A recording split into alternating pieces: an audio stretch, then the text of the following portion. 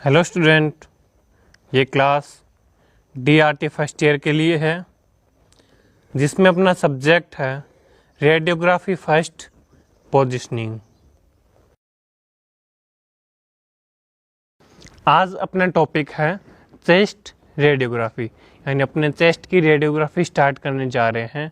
तो अपने उसमें सबसे पहले पढ़ेंगे चेस्ट में कौन कौन सी बोन्स होती है, चेस्ट की क्या एनाटॉमी होती है, चेस्ट में कौन कौन से व्यू होते हैं, किस चीज़ को देखने के लिए व्यू किए जाते हैं, वो सारे आज अपने इसमें पढ़ेंगे। चेस्ट के जितने भी व्यू होते हैं, स्पेशल व्यू, एपी, लेटरल, पीए, उन सारों की अपने स्टडी करेंगे।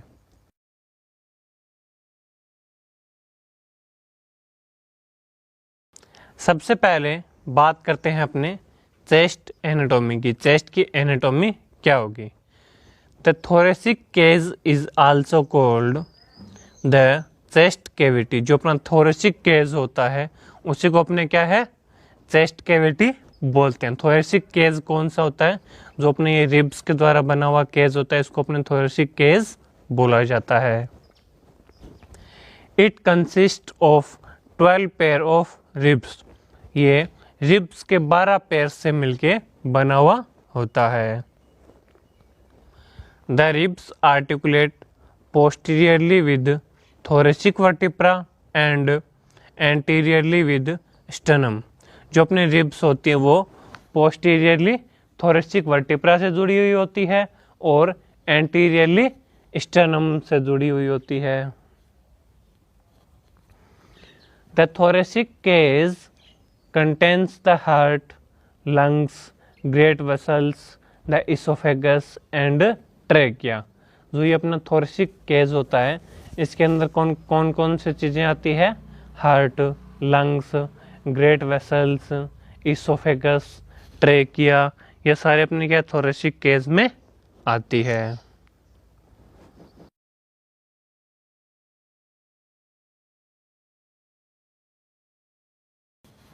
The ribs also protect the heart and lungs. जो अपनी रिब्स होती है वो हार्ट और लंग्स को प्रोटेक्ट करती है। The diaphragm is located inferiorly to the thoracic cavity। जो अपना डायफ्राम होता है, नीचे के जो लंग्स के नीचे के जो दो डायफ्राम्स होते हैं वो थोरेसिक कैविटी के इंटीरियरली पार्ट में पाए जाते हैं, इन्फीरियरली पार्ट में पाए जाते हैं। The lungs are connected to the trachea. जो अपने लंग्स होते हैं वो ट्रेकिया से कनेक्ट रहते हैं। The right lungs is 3 lobes. जो अपना राइट लंग्स होता है उसमें 3 लोब्स होते हैं, अपर लोब्स, मिडल लोब्स और लोअर लोब्स।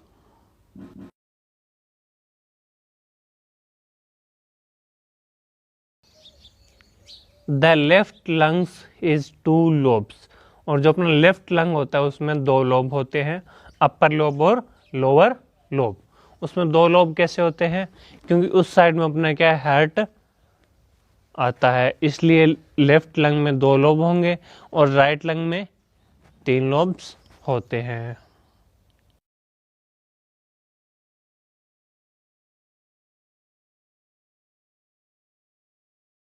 ये देखो डायग्राम में अपने को स्टर्नम बोन दिखा रखी है, इसके पीछे वर्टिब्रा बोन दिखा रखी है, वर्टिब्रल कॉलम, और ऊपर अपने एक क्लेविकॉल बोन निकलती है वो अपने को दिखा रखी है, और 12 रिब्स की इसमें काउंटिंग करवा रखी है। ये अपना क्या है, थोरेसिक केज होता है।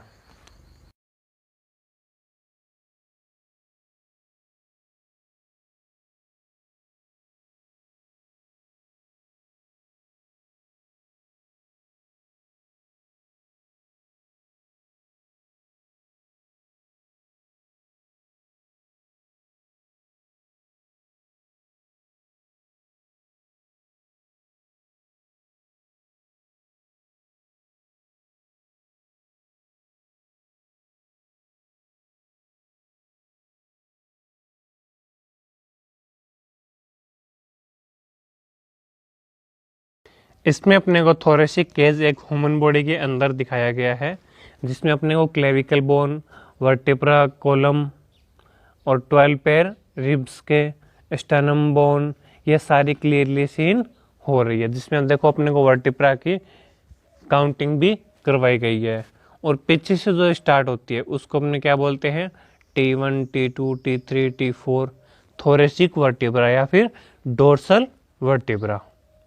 तो उनकी भी अच्छी तरह इसने काउंटिंग इसमें डायग्राम में दिखा रखी है।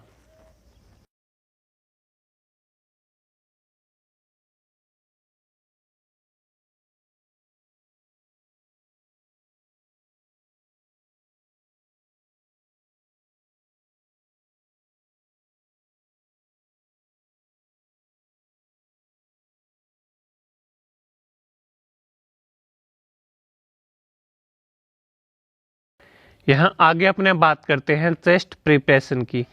चेस्ट का व्यू ले रहे हैं तो उससे पहले क्या क्या प्रिपरेशन करनी चाहिए, क्या क्या बातें ध्यान में रखनी चाहिए। The chest is commonly used in the radiology department. जो अपने चेस्ट का व्यू होता है वो रेडियोलॉजी डिपार्टमेंट में कॉमन व्यू होता है, यानी ये लगभग चेस्ट का व्यू किया जाता है। Guidelines must be keeped in mind before doing chest X ray. कुछ गाइडलाइंस है वो अपने को चेस्ट एक्सरे करने से पहले अच्छी तरह ध्यान में रखनी चाहिए। वो गाइडलाइंस बताई गई आगे देखो। Care should be taken to ensure that no radio opaque objects और no metallic objects are left on under the cotton gown. यानी अपने को जो जब भी अपने पास पेशेंट आता है चेस्ट एक्सरे करवाने के लिए तो अपनी क्या उसको कॉटन गाउन पहनाया जाता है, यानी कि गाउन पहनाया जाता है। अपने को ये श्योर कर लेना है पहले कि जो उसने गाउन पहना उसके नीचे कोई भी रेडियो ओपेक ऑब्जेक्ट्स या फिर कोई मेटेलिक ऑब्जेक्ट्स तो पेशेंट के पहना हुआ नहीं है। अगर पेशेंट के कोई भी मेटेलिक ऑब्जेक्ट पहना हुआ है तो उसको अपने रिमूव करवा दिया जाता है। कई बार जो पेशेंट ड्रेस पहन के आता है उसके बटन वगैरह मेटल के बने हुए होते हैं तो वो अपने क्या है एक्सरे इमेज में आ जाते हैं, इसलिए अपने उसकी शर्ट को रिमूव करवा के और उसको गाउन पहनाया जाता है।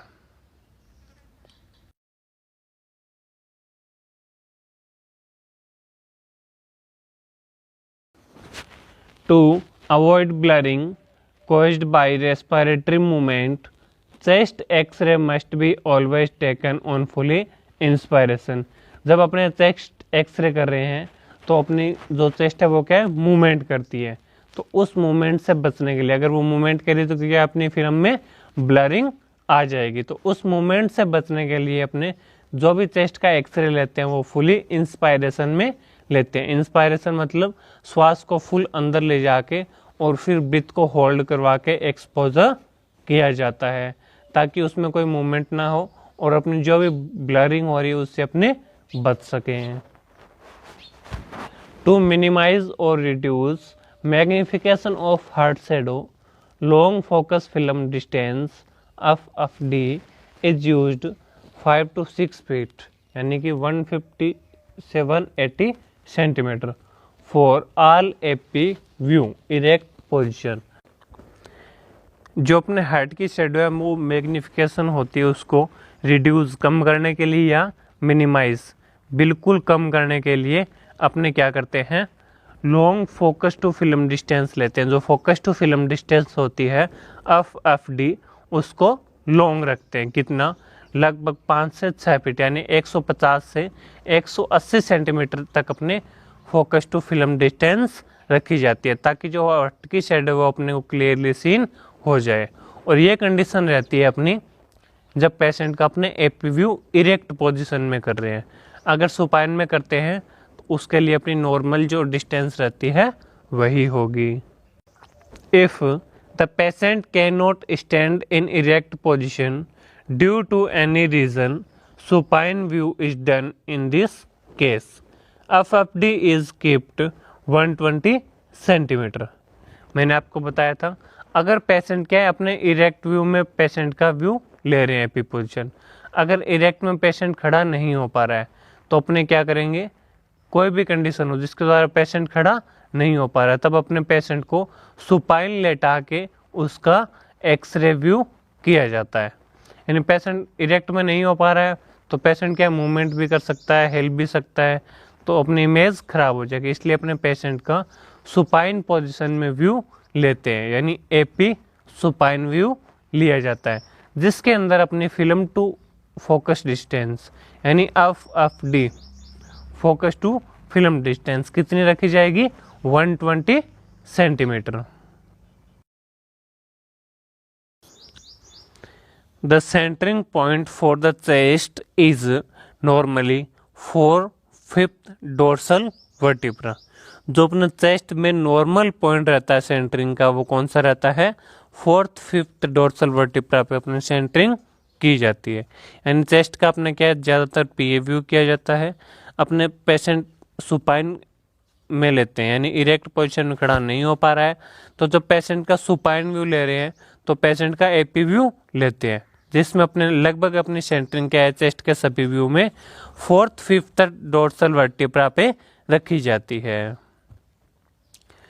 To move scapula away from lung fields, the elbow are flexed, back of both hand are placed on hip and elbow are pushed forward. जो अपना क्या है, स्केपुला अपने थोरेसिक कैविटी में आता है, तो उसको स्केपुला के फील्ड को, स्केपुला के शेडो को साइड में करने के लिए थोरेसिक कैविटी से अपने क्या करते हैं, दोनों हाथों को यानी एल्बो को फ्लेक्स करेंगे और दोनों हाथों को हिप पे रख के आगे की तरफ पुश करेंगे, जिससे क्या स्केपुला अपना थोड़ा सा बाहर की साइड निकल जाएगा और थोरेसिक कैविटी से अलग हो जाता है। The chest X-ray of children are done in supine position and erect position 4 to 5 years to reduce the chance of movement। जो अपने क्या है, चिल्ड्रंस के एक्सरे किए जाते हैं वो ज़्यादातर सुपाइन पोजीशन में किए जाते हैं, क्योंकि बच्चा है, बच्चा हिल भी सकता है, सही पोजीशन भी नहीं लगाएगा, इसलिए अगर बच्चे को ऊपर ने खड़ा के रखा वहाँ पे कैसेट होल्डर के पास में, तो पेशेंट यानी बच्चा हिल जाएगा, तो अपनी मूवमेंट के कारण फिल्म खराब हो जाती है।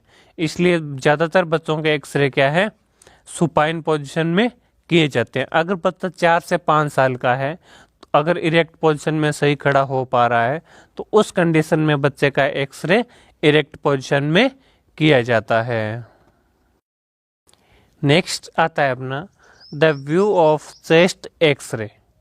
अभी अब चेस्ट एक्सरे के कौन कौन से व्यू होते हैं उनके बारे में अपने पढ़ेंगे। इससे पहले यानी अपन ने चेस्ट की सारी प्रिपरेशन पढ़ ली कि अपने को चेस्ट के व्यू करते टाइम किस किस बातों का ध्यान में रखना चाहिए, और चेस्ट की पूरी एनाटॉमी पढ़ ली कि इसमें ये बोन होती है, ये थोरेसिक केज होता है, हार्ट, अरोटा, क्लेविकल, स्टर्नम वगैरह होते हैं। अब अपन चेस्ट के व्यू की बात करते हैं, तो चेस्ट के व्यू आते हैं सबसे पहले AP view, anterior posterior view, PA view, posterior anterior view, lateral view, oblique view. जो अपने क्या है, सभी व्यूज यानी सभी बॉडी पार्ट में लगभग नॉर्मली किए जाते हैं, एपी, पीए, लेटरल और ओब्लिक। और चेस्ट के 3 स्पेशल व्यू है, लेटरल डिक्यूबाइटस, अपाइकोग्राम और लॉर्डोटिक व्यू। ये 3 व्यू चेस्ट के स्पेशल व्यू में आते हैं। तो सबसे पहले अपने स्टार्ट करते हैं चेस्ट के व्यूज, तो उसमें बात करते हैं चेस्ट के एपी व्यू की। सबसे पहले चेस्ट के एपी व्यू की बात करें, तो चेस्ट का जो एपी व्यू है वो ट्रॉमा केसेस में किया जाता है। ज़्यादातर अपने क्या है, ट्रॉमा केस में ही चेस्ट का एपी व्यू किया जाता है। अगर अपने को नॉर्मल पेशेंट का चेस्ट का व्यू करने है तो अपने पीए व्यू लेते हैं। सबसे पहले अपने इसके इंडिकेशन की बात करें, तो इसका इंडिकेशन रहेगा to investigation heart and thorax pathologies. Heart और थोरेक्स की पैथोलॉजीज को इन्वेस्टिगेशन करने के लिए अपने चेस्ट का एपी व्यू किया जाता है।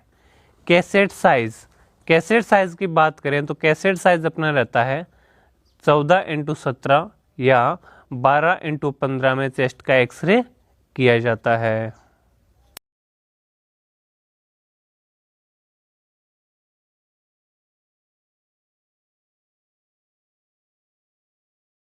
नेक्स्ट आता है अपना पोजीशन ऑफ पेशेंट। पेशेंट की पोजीशन क्या रहेगी?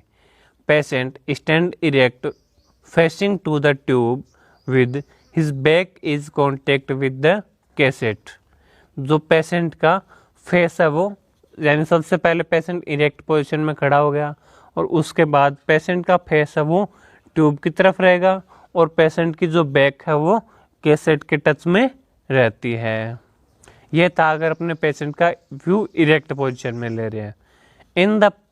इन a patient where is it not possible to get the patient into erect position due to illness, X-ray has got to be done in supine AP position। अगर patient क्या है, erect position में खड़ा नहीं हो पा रहा है, यानी पेशेंट अपनी पोजीशन सही तरह से नहीं ले पा रहा है, इरेक्ट पोजीशन में खड़ा नहीं हो पा रहा है, बाय चांस उसके इल है, बहुत ज़्यादा बुखार है, तो उस कंडीशन में पेशेंट खड़ा नहीं हो पाएगा। तो अपने क्या करते हैं, पेशेंट का सुपाइन एपी व्यू लिया जाता है, यानी पेशेंट का एक्सरे अपने को करना है, पेशेंट खड़ा नहीं हो पा रहा है तो पेशेंट का जो एक्सरे वो सुपाइन पोजीशन में किया जाता है, यानी supine AP view. Patient should hold breath inspiration during exposure. Patient को अपने इंस्पायरेशन करवाएंगे, यानी अंदर श्वास लेगा पेशेंट, उसके बाद पेशेंट को होल्ड ब्रीथ करने के लिए बोलेंगे, यानी पेशेंट को अपने बोलेंगे कि श्वास रोको। जब पेशेंट श्वास रोक लेगा उसके बाद अपने एक्सपोजर करते हैं। ऐसा क्यों करते हैं? क्योंकि अपनी चेस्ट क्या है, मूवमेंट करती है, श्वास लेते हैं तब, तो अपनी जो फिल्म है वो ब्लर आएगी, इसलिए अपने पेशेंट को इंस्पायरेशन करवा के और श्वास रुकवा के उसके बाद एक्सपोजर किया जाता है। तो इंस्पायरेशन में व्यू क्यों लिया जाता है? ताकि जो गैस है वो अपने को लंग फील्ड के अंदर दिखाई दे, उससे अपने को क्या है, लंग्स फील्ड पूरा अच्छी तरह क्लियरली दिखाई दे जाता है कि इस कंडीशन में अपना लंग्स है। और अगर अपने जैसे इरेक्ट में व्यू ले रहे हैं तो इरेक्ट में मैंने आपको बताया था दोनों हाथों को हिप पे रखेंगे और आगे की तरफ पुश करके पेशेंट का व्यू लिया जाता है। नेक्स्ट अपने बात करते हैं पोजीशन ऑफ कैसेट। कैसेट की पोजीशन क्या रहेगी, यानी अपने पेशेंट की पोजीशन लगा ली, पेशेंट को सारा चेक कर लिया कि इस प्रकार से अपने का व्यू लेना है। अब अपने लगाते हैं कैसेट की पोजीशन। तो कैसेट की पोजीशन किस प्रकार रहेगी? The upper border of cassette should be 2 inch above to the level of the shoulder.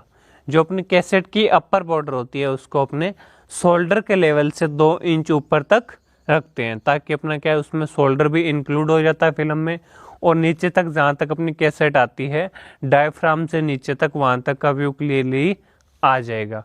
इसलिए अपने कैसेट की पोजीशन रखते हैं शोल्डर से 2 इंच ऊपर। सेंटरिंग की बात करें तो सेंटरिंग मैंने आपको बताया था कहाँ की जाती है, 4th 5th डोर्सल वर्टिब्रा। अब अपने क्या है, वर्टिब्रा पीछे की साइड कैसेट के टच में है एपी व्यू में, तो अपने क्या करेंगे 4th 5th डोर्सल वर्टिब्रा के लेवल में जो अपने आगे का पार्ट आ रहा है वहीं अपने सेंटरिंग की जाएगी। तो देखो कहाँ करेंगे, central ray 1 inch below the super sternal notch at right angle to the film. जो अपनी स्टर्नम होती है इसके ऊपर के पार्ट को अपने क्या बोलते हैं, सुपर स्टर्नल नोच, और नीचे के पार्ट को क्या बोलते हैं, जिगफॉइड प्रोसेस, और बीच का जो पार्ट है ये बॉडी पार्ट हो गया स्टर्नम का। तो जो स्टर्नम का सुपर स्टर्नल नोच होती है, बिल्कुल ऊपर वाली नोच होती है, उससे 1 इंच बिलो यानी 1 इंच नीचे अपने सेंटरिंग करते हैं। यानी अपने हाथ लगा के फील करेंगे कि कहाँ अपने सुपर स्टर्नल नोच आ रही है, उससे बिल्कुल 1 इंच नीचे अपने सेंटरिंग की जाती है।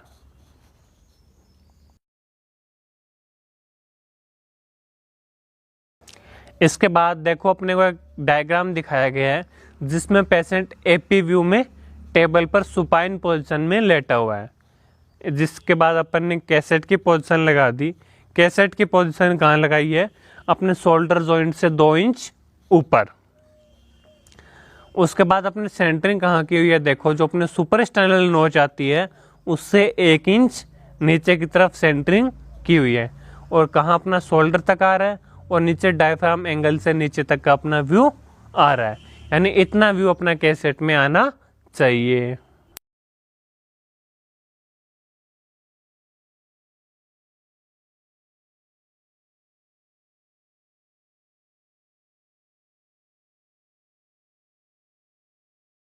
उसके बाद बात करते हैं अपने रेडियोलॉजिकल अपीयरेंस की। इसका रेडियोलॉजिकल अपीयरेंस क्या रहेगा?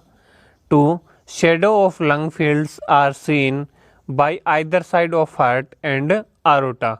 अपने को जो लंग्स की फील्ड साइज होता है, लंग्स की शेडो है, वो अपने को क्लियरली सीन हो रही है, और इसके साइड में अपने को हार्ट और आरोटा भी सीन हो रहे हैं। The ribs are superimposed on the lungs, और जो रिब्स है वो लंग्स को सुपरइम्पोज कर रही है। The apices part of lungs above the shadow of clavicles. जो अपना अपाइसिस पार्ट होता है, यानी अपाइसिस पार्ट कौन सा हो गया? लंग्स के ऊपर का पार्ट, यानी जो लंग्स के ऊपर की कैविटी होती है उसको अपने अपाइसिस पार्ट बोलते हैं। यानी ऊपर के अपाइसिस पार्ट में अपने को क्लेविकल की शेडो और ऊपर का पार्ट अच्छी तरह सीन हो रहा है।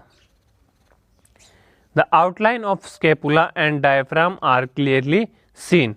अपन ने क्या किया? स्केपुला को थोड़ा बाहर निकलवाया था। एपी सुपाइन व्यू में स्केपुला बाहर नहीं जाता है, तो उसमें क्या है? स्केपुला की आउटलाइंस अपने को क्लियरली सीन होती है और डायफ्राम भी अपने को क्लियरली विजिबल हो जाते हैं। यानी अपने को इमेज में क्या क्या दिखाई दिया? हार्ट, आरोटा, लंग्स का फील्ड साइज, रिब्स लंग को सुपरइम्पोज कर रही है, स्टेनम और वर्टिब्रा भी एक दूसरे को सुपरइम्पोज कर रही है। ये लाइन भी अपने लिख सकते हैं। उसमें अपने को डायफ्राम दिखाई दे रहा है, क्लेविकल बोन दिखाई दे रही है, लंग्स का अपाइसिस पार्ट भी क्लियरली सीन हो रहा है। ये सारी चीजें अपने इसमें रेडियोलॉजिकल अपीयरेंस में लिखी जाती है।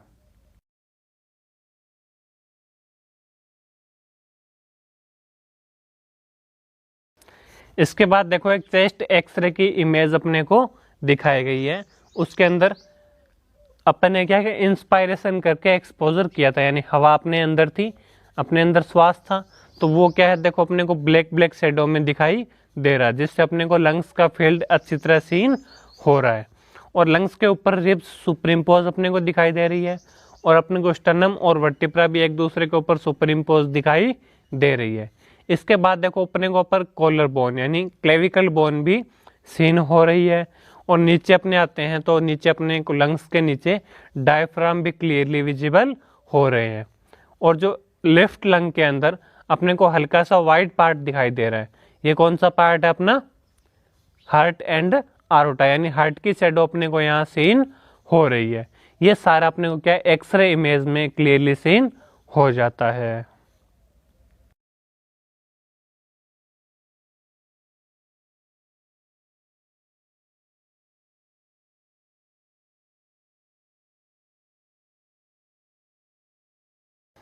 अब लास्ट पॉइंट अपना आता है एक्सपोजर फैक्टर, यानी अपन ने एक्सपोजर क्या रखे, फैक्टर क्या रखे। तो उसमें अपन की डिस्टेंस रहती है 120 सेंटीमीटर इन सुपाइन पोजीशन। यानी अपने जब सुपाइन पोजीशन ले रहे हैं तो उसमें अपने 120 सेंटीमीटर रखा जाता है। केवी की बात करें तो केवी अपना रहता है 16, अमेस अपना रहता है 60, और ग्रिड का यूज अपने नहीं करेंगे। और अगर अपने क्या है इरेक्ट पोजीशन में व्यू ले रहे हैं तो अपना 150 से 180 सेंटीमीटर डिस्टेंस रखी जाती है। ये अपना एक्सपोजर हो गया। इसमें अपन ने चेस्ट का एपी व्यू क्लियर और कंप्लीट पढ़ लिया है। आगे अपने स्टार्ट करेंगे नेक्स्ट क्लास में। Thank you.